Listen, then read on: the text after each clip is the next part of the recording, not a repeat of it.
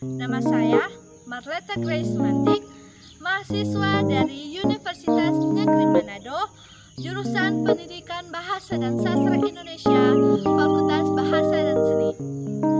Saat ini saya akan membahas bagaimana konflik sosial dalam novel dan relevansi pada pembelajaran sastra di SMA.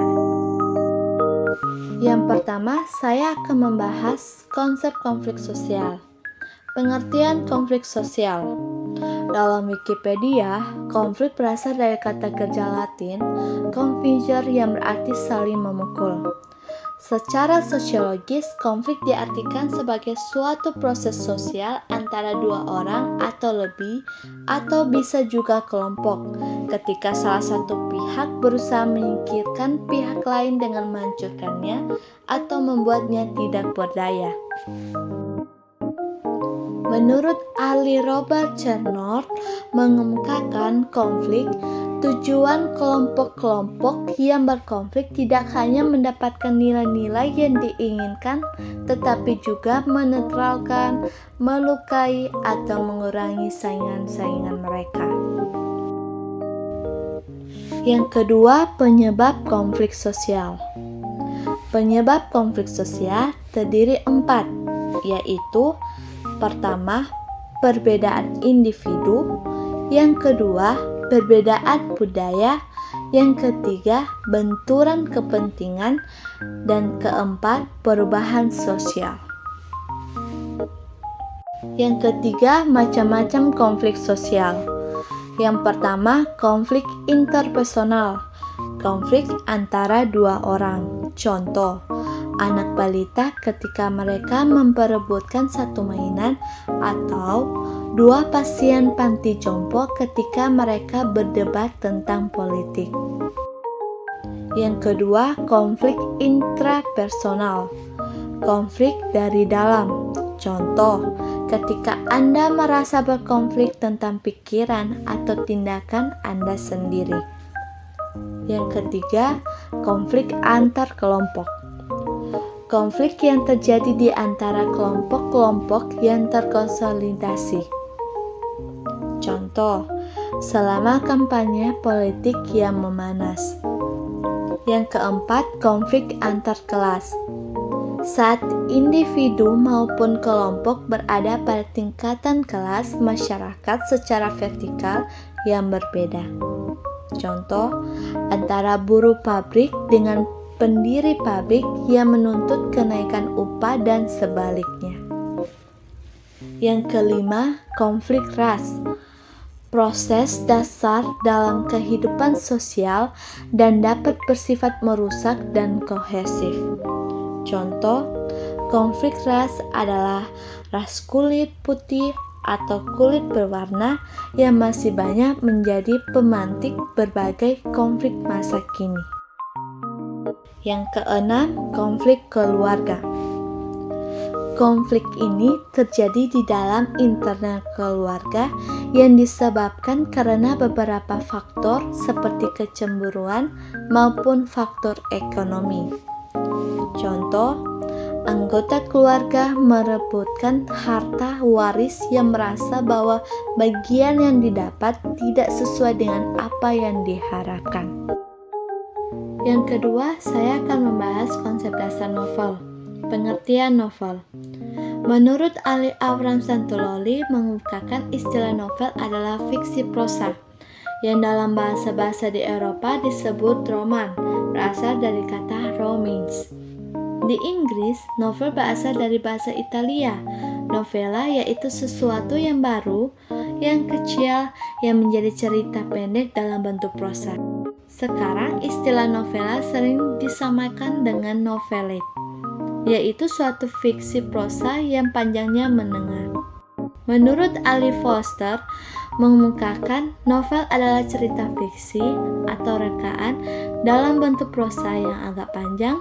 Ukuran panjangnya adalah lebih dari 50.000 perkataan. Yang kedua, unsur-unsur pembangun dalam novel. Unsur-unsur pembangun dalam novel terbagi dari beberapa bagian. Yang pertama, tema. Ide yang mendasari suatu cerita. Yang kedua, tokoh atau penokohan. Tokoh memiliki peranan penting dalam sebuah cerita, bisa disebut juga tokoh inti, tokoh utama, ada juga tokoh pembantu.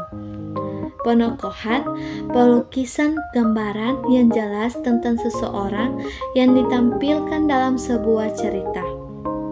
Yang ketiga, alur, struktur rangkaian peristiwa dalam cerita. Yang keempat, latar, tempat peristiwa terjadi dalam cerita. Latar mencangkup tempat atau ruang yang dapat diamati. Yang kelima, sudut pandang, arah pandang seorang penulis dalam menyampaikan sebuah cerita sehingga cerita tersebut lebih hidup dan tersampaikan dengan baik pada pembaca atau pendengarnya. Yang keenam, gaya bahasa, bahasa yang khas dan istimewa yang merupakan ciri khas seorang penulis, aliran sastra, dan lain-lain. Yang ketiga, jenis-jenis novel. Jenis-jenis novel terbagi dari beberapa bagian. Yang pertama, novel percintaan. Kedua, novel petualangan. Ketiga, novel fantasi. Yang keempat, novel aventur. Kelima, novel psikologis. Keenam, novel detektif. Yang ketujuh, novel sosial dan politik. Kedelapan, novel kolektif. Kesembilan, novel sejarah. Dan kesepuluh, novel keluarga. Yang ketiga, saya akan membahas konflik sosial dalam novel. Konflik sosial dalam novel dimaksudkan menurut ahli Nurgiantoro dalam pengembangan plot sebuah karya naratif dan dipengaruhi untuk tidak dikatakan. Ditentukan oleh wujud dan isi konflik, bangunan konflik yang ditampilkan.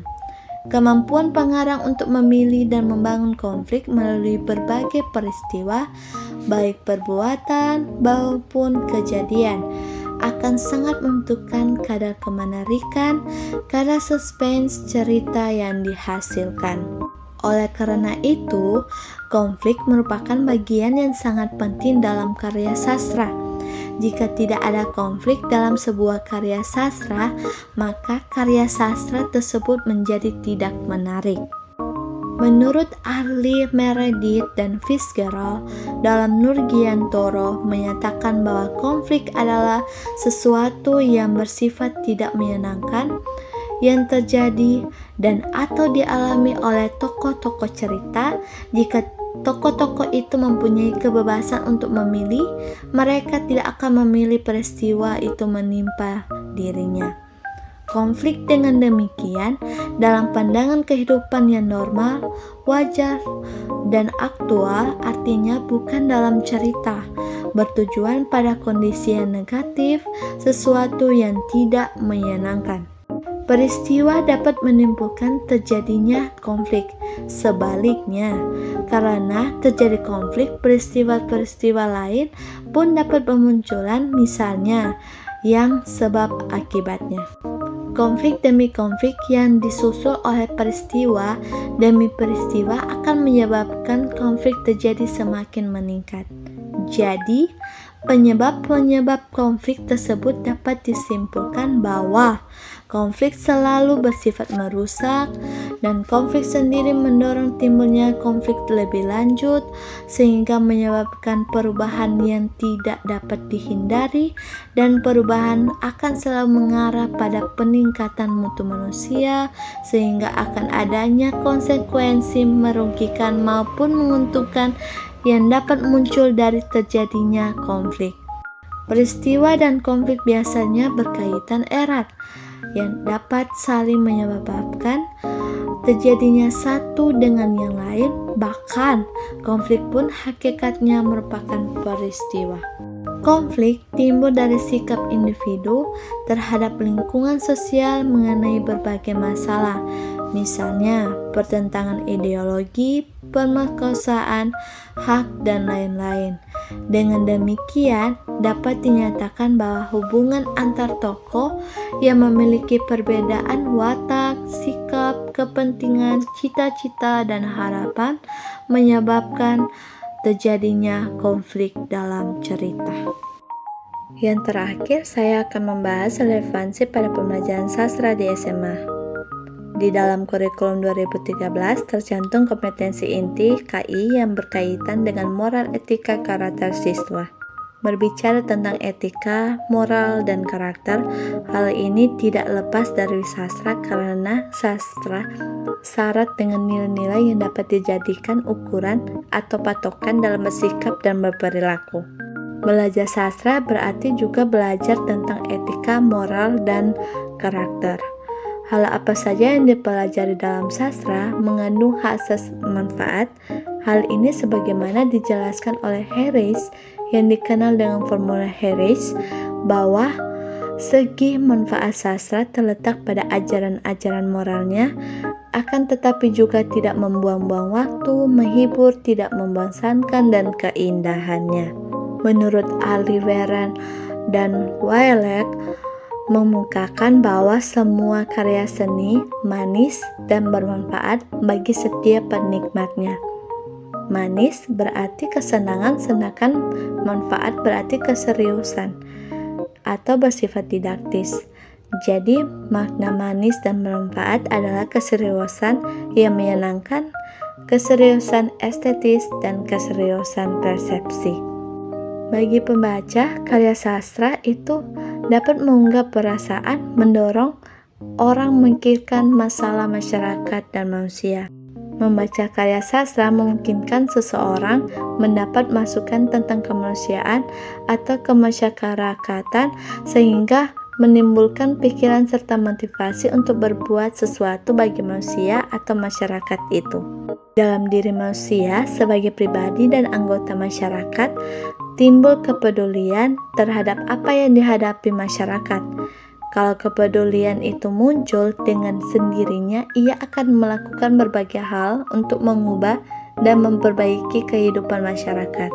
Jadi, sastra dapat berperan dalam proses perubahan masyarakat itu. Proses perubahan itu antara lain dapat menimbulkan kebiasaan membaca yang sangat dibutuhkan pada era kemajuan ilmu pengetahuan dan teknologi. Yang kedua, menimbulkan rasa simpati terhadap penderitaan masyarakat dan berusaha untuk menanggulanginya. Yang ketiga, memantapkan budaya dan beretika dan bermoral tinggi dalam kehidupan sebagai makhluk Tuhan, anggota masyarakat dan pribadinya. Dan keempat, mencintai kebenaran, keberanian, kejujuran, ketabahan, dan ketangguhan yang sangat dibutuhkan dalam pembangunan. Di satu pihak, melalui karya sastra, masyarakat dapat menyadari masalah-masalah penting dalam diri mereka, dalam menyadari bahwa merekalah yang bertanggung jawab terhadap perubahan diri mereka sendiri. Jadi, relevansi pada pembelajaran sastra di SMA, yang pertama, meningkatkan motivasi belajar para siswa karena dengan belajar mereka dapat memilih sekolah yang berkualitas. Yang kedua, meningkatkan pengetahuan siswa tentang status asal-usul negara asing yang berbeda dengan di Indonesia, lebih mementingkan pendidikan dan kekayaan. Kedua fakta ini dapat mengalahkan fakta lainnya. Yang ketiga, meningkatkan budaya yang beretika dan bermoral tinggi. Siswa hanya dapat bersaing dengan orang tua dalam hal kemampuan akademik. Lebih dari itu, siswa harus memiliki moral seperti menghormati orang tua, memberi nama atau panggilan baik terhadap orang tua, senantiasa merasa rendah diri dan rendah hati di hadapan orang tua, bersikap penurut, bersikap membutuhkan orang tua, dan sebagainya. Yang keempat, meningkatkan kewaspadaan terhadap lingkungan sosial. Siswa wanita perlu menjadi kewanitaannya dari pergaulan bebas saat ini. Di negara barat saja, hal ini masih dipegang teguh, apalagi di Indonesia yang dikenal dengan adat istiadat yang sangat ketat. Yang kelima, siswa sebagai anak tetap menyapa perannya sebagai anak di hadapan orang tua. Sebagai anak dan orang tua tentunya akan mendapatkan pelayanan yang berbeda. Itulah hasil pemaparan video inovasi dari saya. Semoga bermanfaat. Sekian dan terima kasih.